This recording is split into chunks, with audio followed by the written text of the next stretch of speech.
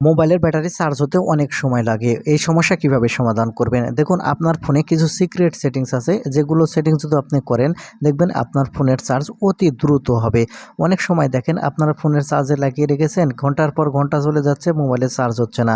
10% 20% যদিও হয়, দেখা যায় কিছুক্ষণ পর সেটা কিন্তু আর থাকতেছে না, খুব অল্প সময় সেই চার্জটি ফুরিয়ে যাচ্ছে। ঠিক এই সমস্যাগুলো কিভাবে সমাধান করবেন এই ভিডিওটি থেকে জানতে পারবেন। আমি এই ভিডিওটিতে মূলত দেখিয়েছি মোবাইলের চার্জ দ্রুত না হলে এই সমস্যা কিভাবে সমাধান করবেন। ফোনের ব্যাটারিতে চার্জ হতে দেরি হয়, এই সমস্যা সমাধান করার জন্য সেটিংস ওপেন করার পর এই নোটিফিকেশন সেটিংস ওপেন করবেন। ওপেন করলে অ্যাপ নোটিফিকেশান এই অপশানটি দেখতে পাবেন। অ্যাপ অ্যান্ড নোটিফিকেশান এই অপশান ওপেন করলে এখান থেকে আপনি দেখতে পাবেন আপনার ফোনে যতগুলো অ্যাপ আছে সবগুলো কিন্তু এখান থেকে চলে আসবে। আপনি যে কাজ করবেন, যে অ্যাপগুলোর নোটিফিকেশানের আপনার প্রয়োজন নয়, জাস্ট এই এনেবল বাটনটি আপনারা অফ করে দেবেন।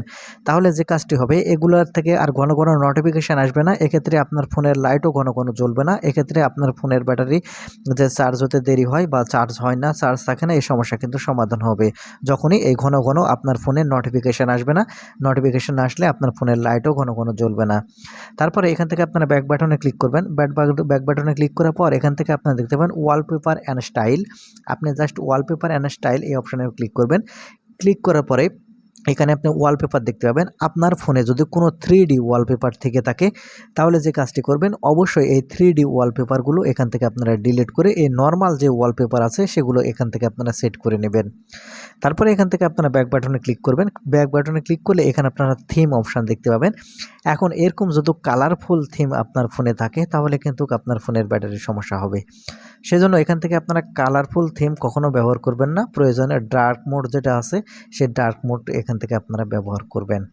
তারপর এখান থেকে আপনারা এই কাজটি হয়ে গেলে এখান থেকে আপনারা ব্যাক বাটনে ক্লিক করবেন। ব্যাক বাটনে ক্লিক করে আসার পর এখান থেকে আপনারা ব্যাটারি লিখে এখান থেকে আপনারা সার্চ করবেন। এখন যে সেটিংসটি দেখিয়ে দেব, এই সেটিংস করলে কিন্তু আপনার ফোনের ব্যাটারি খুব দ্রুত চার্জ হবে।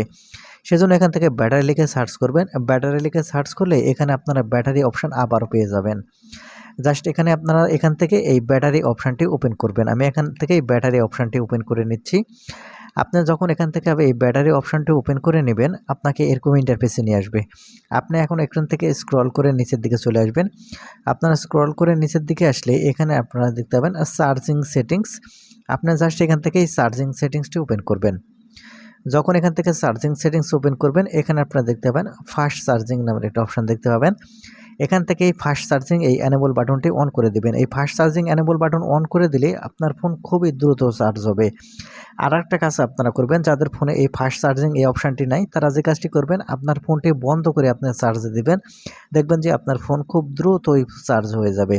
তো বন্ধুরা, এই ছিল আজকের ভিডিওটি থেকে কিছু শিখে থাকলে চ্যানেলটিকে সাবস্ক্রাইব করে সাথে থাকবেন। ধন্যবাদ।